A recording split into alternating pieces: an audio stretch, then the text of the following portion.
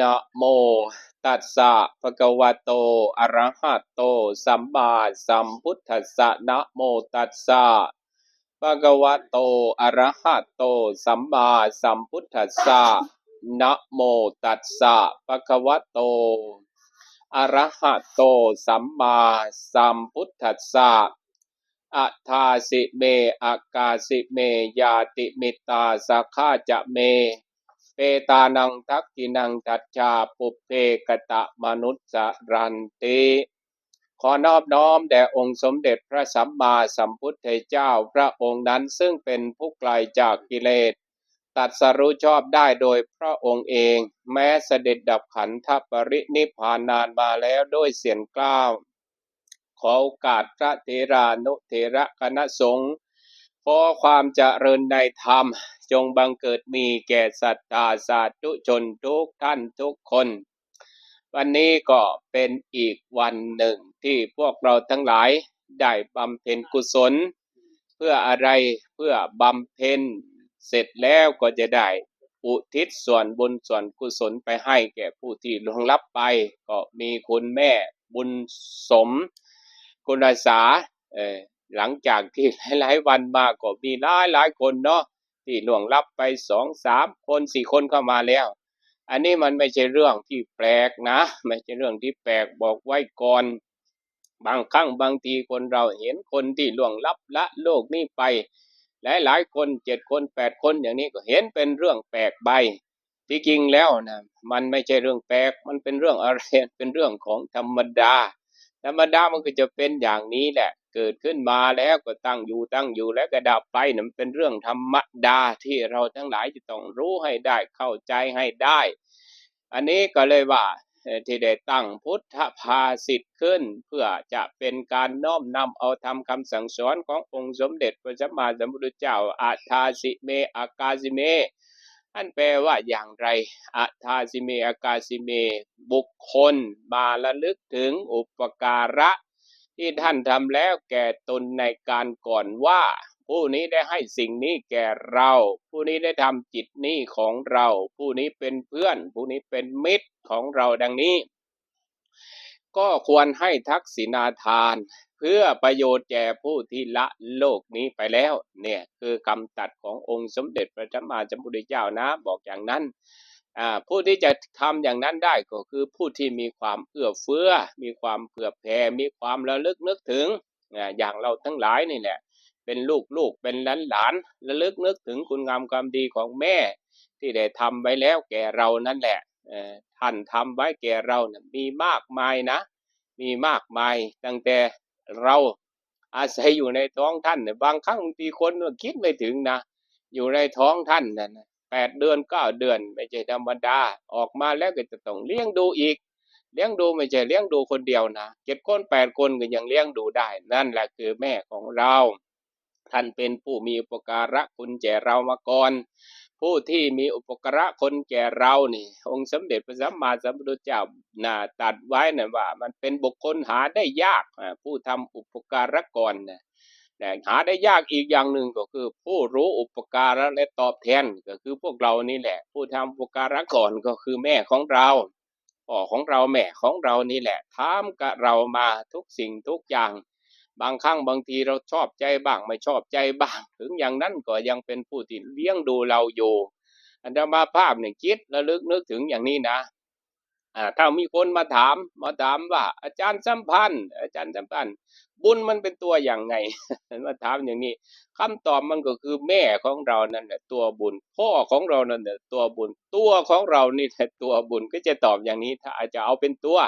เพราะอะไรมันจะเป็นอย่างนั้นเพราะว่าถ้าไม่มีบุญถ้าแม่เราเป็นคนไม่มีบุญ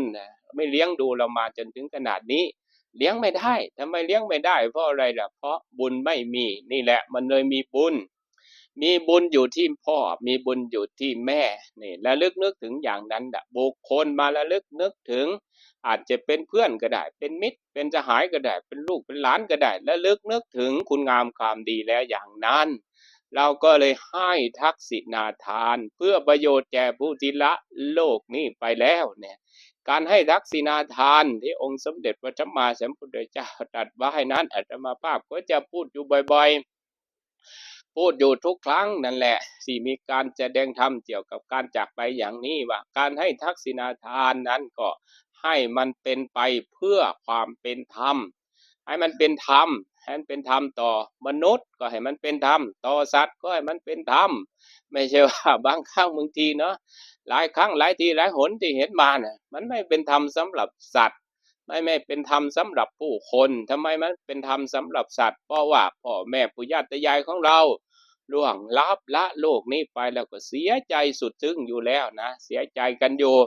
บางครั้งบางทีก็ร้องไห้นู่นนะไม่ใช่ธรรมดามันอดไม่ได้มันอดไม่ได้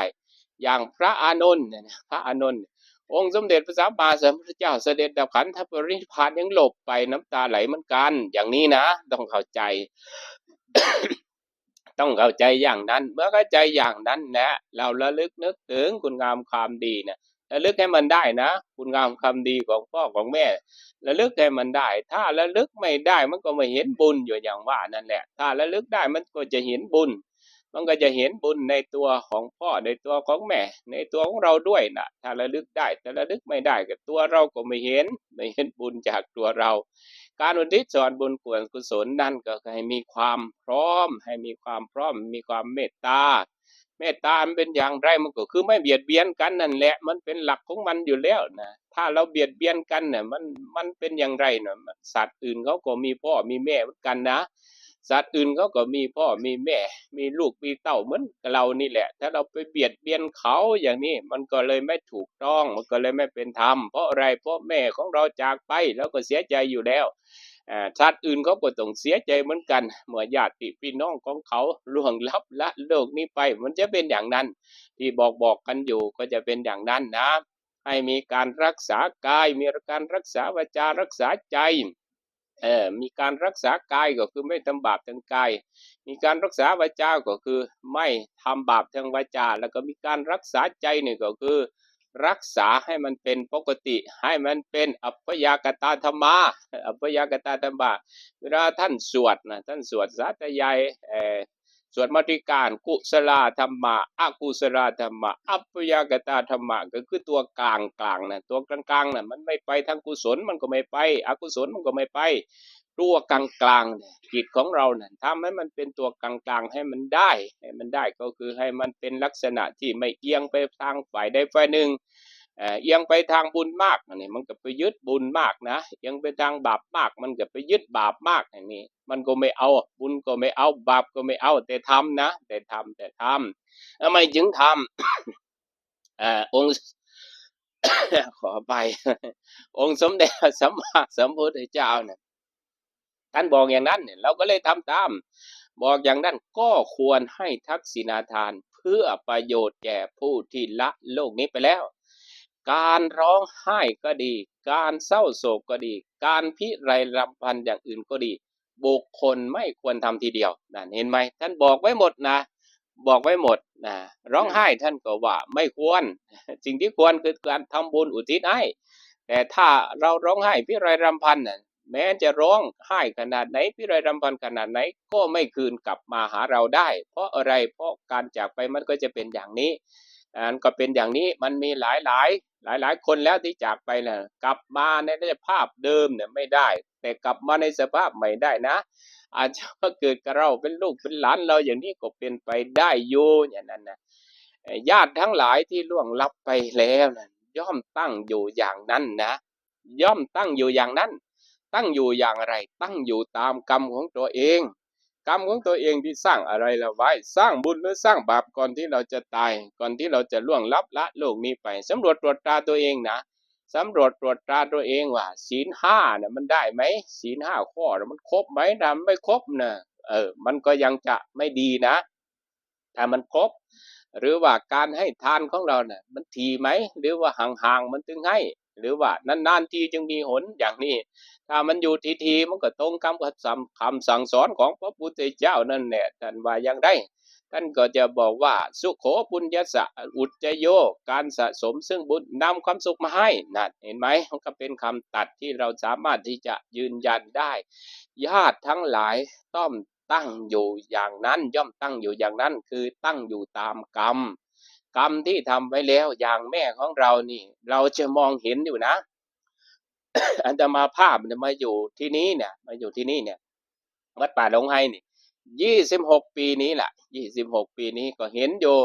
เห็นอะไรเห็นกรรมดีของแม่เห็นกรรมดีอะไรกรรมดีของการทำบุญทำบุญเนี่ยไม่ได้เฉพาะที่วัดป่าหนองไฮนะที่เห็นทำบุญหลายวัดในบ้านเรานี่แหละที่ทำกันอยู่นะใส่บาตรบ้างไปฟังธรรมบ้างไปให้ทานบ้างอย่างนี้ก็จะเห็นอยู่เป็นนิดนั่นแหละคือความดีถ้าความดีเป็นอย่างนั้นก็ย่อมตั้งอยู่ในความดีนั่นแหละตั้งอยู่ในความดีความชั่วนี่เราไม่รู้ใครทำอะไรไว้ที่ไหนก็ไม่รู้หรอกแต่มันจะรู้ที่ตัวเราเองให้มันดีมากกว่าชั่วให้มีบ้างเล็กน้อยถ้ามันมีแล้วก็ให้ละมันออกไปนะพระพุทธเจ้าท่านก็ตรัสว่าให้ละออกละชั่วบำเพ็ญบุญละชั่วบำเพ็ญบุญเราก็รู้จักเราก็ได้ยินอยู่นั่นตั้งอยู่ในกรรมของตนเองกรรมุนาวัตติโรโกสัตว์โลกย่อมเป็นไปตามกรรมเห็นไหมย่อมเป็นไปตามกรรม กรรมที่เราทำไว้เนี่ยกับกายกรรมนี่แหละวจีกรรมนี่แหละมโนกรรมนี่แหละมโนกรรมที่เราทำไว้เราทำไว้ทำไว้มากนะถ้าทางกายก็ทำไว้มากทางวาจาก็ทำไว้มากทางใจก็ทำไว้มากเป็นส่วนของบาปกรรมนะมันก็จะได้รับอย่างนั้นมันก็จะได้ตั้งอยู่อย่างนั้นบางคนเนี่ยตายไปแล้วเนี่ยตายไปเกิดเลยนะไปเกิดเลยทำไมถึงไปเกิดเลยเอ้าทำไมจะบอกว่าไปเกิดเลยการเกิดมันมีอยู่4อย่างหนึ่งเกิดในครรภ์เกิดในครรภ์นี่ก็อาศัยอยู่ในครรภ์ครับเป็นครรภ์มนุษย์ก็9 เดือนถ้าเป็นครรภ์ของนกอย่างนี้เป็นครรภ์ของนกยุงนะเป็นไข่อันนี้นกยุงนี่เป็นไข่เนาะของสัตว์เดรัจฉานอย่างสุนัขหรือหมูอย่างนี้ มันก็จะมีคำกล่าวของคนโบราณว่าสุนัขเนี่ยมันตั้งท้องเนี่ย2 เดือนเพราะหูมันนับหูมันมี2 หูแต่หมูน่ะนับเอาขา4 เดือนอย่างนี้นะเกิดในครรภ์ก็จะเป็นอย่างนั้นอาศัยอยู่ในครรภ์นานกว่าจะออกมาแต่ละชนิดอันหนึ่งก็เกิดในไข่อันที่2เนี่ยเกิดในไข่นี่ก็มีพวกไข่ต่างๆนี่แหละอย่างไข่ไก่ไก่ปลาเนี่ยมันจะไข่อยู่มันจะฟักไข่อยู่ประมาณ21 วันแต่เป็นนกยุงก็28 วันถึงเดือนหนึ่งอย่างนี้มันไข่มันโตกว่ากันเนาะมันก็จะไข่ประมาณนั้นแหละอันฝักอันที่2อันที่3เนี่ยก็เกิดในเท่าไข่นี่คือของที่มันสกปรกของที่สกปรกอย่างพวกแมลงวันพวกหนอนอย่างนี้แหละมันก็เกิดในเท่าไข่ในสิ่งที่สกปรกอันที่4เนี่ยเกิดผุดขึ้นเนี่ยมันเป็นได้2อย่างนะอย่างตายไปแล้วไปเกิดผุดขึ้นเองเป็นอะไรเป็นเปรตก็ได้เป็นเปรตก็ได้ก็เกิดผุดขึ้นเองพวกเปรตเนี่ยไม่มีพ่อไม่มีแม่ไม่มีพ่อไม่มีแม่ไม่มีญาติไม่มีสหายเกิดผุดขึ้นเพราะกรรมของตนเนี่ยเกิดขึ้นเอง2ก็เทวดาเนี่ยก็อุบัติขึ้นเลยพอหลังจากตายไปแล้วก็ไปเกิดเป็นเทวดา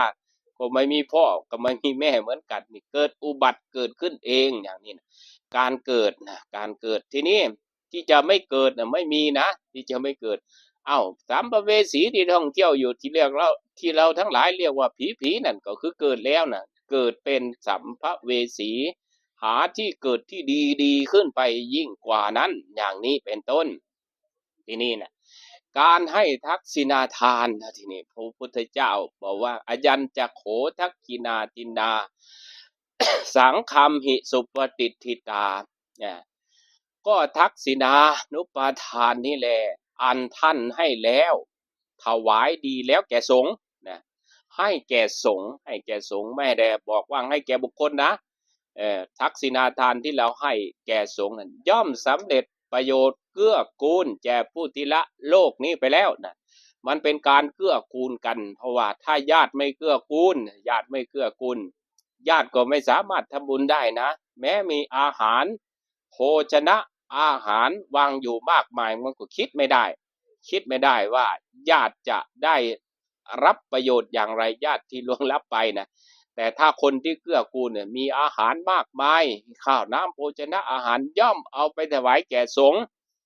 ทำไมจึงเอาไปถวายแก่สงฆ์เพราะสงฆ์นั้นเป็นเนื้อนาบุญของโลกสงฆ์เป็นเนื้อนาบุญของโลกไม่ใช่สงฆ์อย่างอื่นนะสงฆ์เป็นเนื้อนาบุญของโลกเราก็ไปถวายแก่สงฆ์ย่อมสำเร็จประโยชน์แก่ผู้ที่ละโลกนี้ไปแล้วตามฐานะตามฐานะย่อมสำเร็จประโยชน์ เมื่อเราประดิษฐานไว้นี้แล้วในสงฆ์ย่อมสำเร็จประโยชน์แก่ผู้ที่ละโลกนี้ไปแล้วตลอดกาลนานตามฐานะที่จะได้รับบุญจากเราที่เราอุทิศส่วนบุญส่วนกุศลไปให้เนี่ยฐานะเนี่ยมันต่างกันนะอย่างไปเกิดเป็นมนุษย์เนี่ยไม่ใช่ฐานะที่จะได้บุญจากเราไปเกิดเป็นสัตว์เดรัจฉานไม่ใช่ฐานะที่จะได้บุญจากเราไปเกิดเป็นเทวดาก็เทวดาเนี่ยมีอยู่อย่างไรมีอยู่ที่พระพุทธองค์บอกว่าอุทิศบุญให้เทวดาเนี่ยเห็นอยู่ในพระไตรปิฎกก็มีอุทิศบุญให้เทวดาเทวดาย่อมอยู่ในฐานะที่จะรับบุญจากเราได้พวกนึงก็ไปเกิดอยู่ในนรกเป็นสัตว์นรกนี่ก็เป็นพวกที่ไม่ใช่ฐานะ ที่จะรับบุญจากเราไม่ใช่ที่จะฐานะที่จะรับบุญจากเราแต่ถ้าอีกพวกหนึ่งนั่นก็คือเปรตวิสัยก็คือเป็นเปรตไปเกิดเป็นเปรตท่องเที่ยวไปนะพวกนั้นต้องการบุญจากเราแน่นอนหนึ่งไปเกิดเป็นมนุษย์อุทิศบุญให้ก็บ่ได้เพราะหยังเพราะมนุษย์นั่นบ่แม่นฐานะจะรับบุญพอเกิดแล้วก็ต้องมีพ่อมีแม่เลี้ยงดูสอง กับสัตว์เดรัจฉานสัตว์เดรัจฉานนี่ก็บ่ได้อยู่ในฐานะจะมารับบุญจากเฮาเพราะหยังเพราะสัตว์เดรัจฉานที่ไปเกิดแล้วนั่นก็คือมีพ่อมีแม่สามไปเกิดในนรกนี่มันมีอาหารคือกรรมที่ตัวเองทำไว้นั่นแหละทำอย่างใดไว้นั่นล่ะกรรมที่เจ้าของทำไว้นั่นต้องเป็นอาหารของสัตว์นรกเมื่อบดบุญจากหมดกรรมจากนรกจังก็จังสิมาเกิดก็บ่มาเกิดเป็นคนแหนก็มาเป็นเปรตเป็นอสุรกายเป็นสัตว์เดรัจฉานจึงมาเป็นมนุษย์จึงสิเป็นต้นบาดซุ่มที่มาที่ได้รับบุญจากเฮานั่นที่องค์สมเด็จพระสัมมาสัมพุทธเจ้านั่นตรัสไว้นั่นคือว่าเปรตวิสัยผู้ได้ไปเกิดเป็นเปรตอย่างนั้นมันมีคนไปถามคนที่ทำบุญนี่ละคนทำบุญเนี่ยไปถามพระพุทธเจ้าว่าพระพุทธองค์ถามก่อนถามว่ายังยินดีในการท่านเพื่อตระกูลของท่านยังยินดีในการให้ท่านอยู่หรือพระพุทธองค์บอกว่าโยมนั่นก็ตอบว่าข้าพระองค์ยินดีในการให้ทานในตระกูลของข้าพเจ้าทานเพื่อตระกูลของข้าพเจ้ายังให้ทานอยู่พระเจ้าข้ายังให้ทานอยู่บานคันท่านไปแล้วนี่ถ้ามันญาติเฮาบ่ได้รับความหมายเด้ท่านไปแล้วญาติเฮาบ่ได้รับเมื่อญาติเฮาบ่ได้รับย่อมไปไสบัดย่อมกลับมาหาเฮาคือเก่าย่อมกลับมาหาเฮาคือเก่าบ่ขาดทุนเด้บ่ขาดทุนผู้ทำนี่บ่ขาดทุนแน่นอนเป็นหยังบ่ขาดทุนเพราะว่ามันจะย้อนมาหาเฮา ย้อนมาหาเฮานี่คันผู้ที่อุทิศไปแล้วบ่มีไผรับบัดนี้โยมนั่นก็ถามต่อไปอีกถามต่อไปว่าสมมติว่า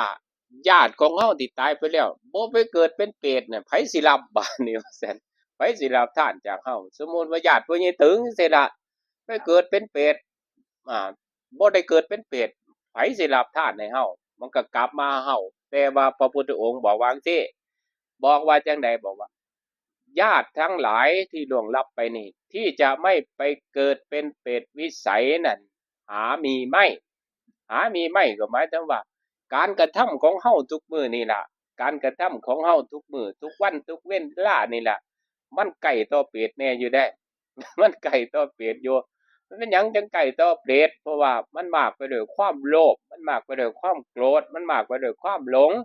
อย่างเปรตญาติของเจ้าวิมพิสารนั่นสิล่ะมันมากไปด้วยความโกรธเด้มันมากไปด้วยความโลภเด้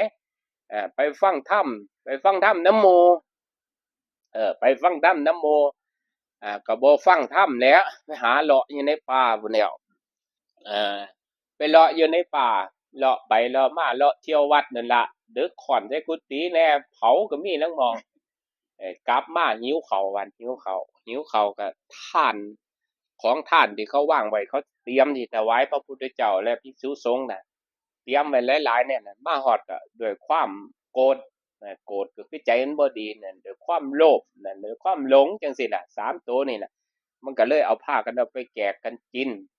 ก่อนที่พระสงฆ์จะได้รับนะต่อมาก็เลยมาเกิดเป็นเปรตท่องเที่ยวไปโอ้พระพุทธเจ้า3-4พระองค์พุ่นจังปลดออกไปได้ฮอดพระเจ้าพิมพิสารมาเกิดพี่จังอุทิศบุญให้จัง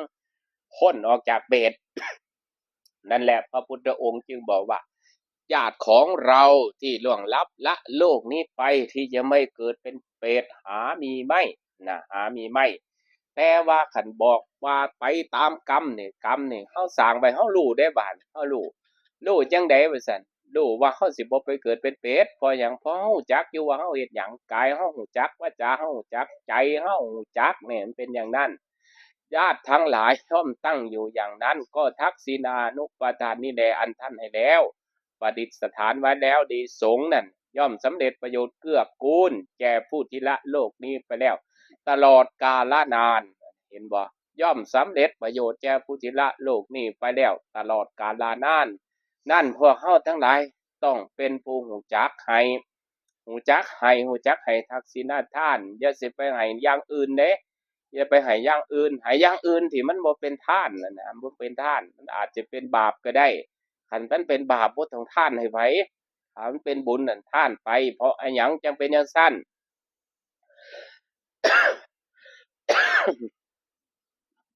เพราะชีวิตร่างกายของทุกท่านทุกคนนี่สิประสบพบเห็นกันอยู่ทุกท่านทุกคนย่อมประสบเมื่อเกิดขึ้นมาแล้วนี่ประสบความแก่มันก็เริ่มแก่มาเรื่อยๆเกิดขึ้นมาแล้วประสบความเจ็บไข้แล้วมันก็เก็บอยู่เรื่อยๆอย่างมื้อนี้อาตมาภาพเก็บได้เก็บหยังว่าซั่นเจ็บนิ้วก้อยลดหยังลดนำหยัง เตะขอบเตะขอบเตียงเตียง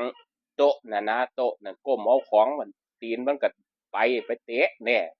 เจ็บไข้มันก็เลยมีอยู่จังซั่นเจ็บไข้ แล้วก็ตายบัดนี้ตายนี่บ่ทันตายเด้พวกเฮานี่ยังนั่งอยู่นี่บ่ทันตายจักคนแต่ว่าฮู้ไว้ก่อนเด้อฮู้ไว้ก่อนโลดเพราะงี้ถึงว่าบ่มื้อใดก็วันหนึ่งต้องเป็นข้อยแน่นอนว่าซั่นบอกไว้ก่อนโลดมันแน่นอนอยู่แล้ว แต่ตอนที่บ่ทันไปนี่เพิ่นให้อย่าให้ประมาทเพิ่นบอกว่าอย่าประมาทเด้อว่าซั่นความพลัดพรากจากของรักของชอบใจบัดนี้ความพลัดพรากจากของรักของชอบใจนี่ก็มีด้วยกันทุกท่านทุกคน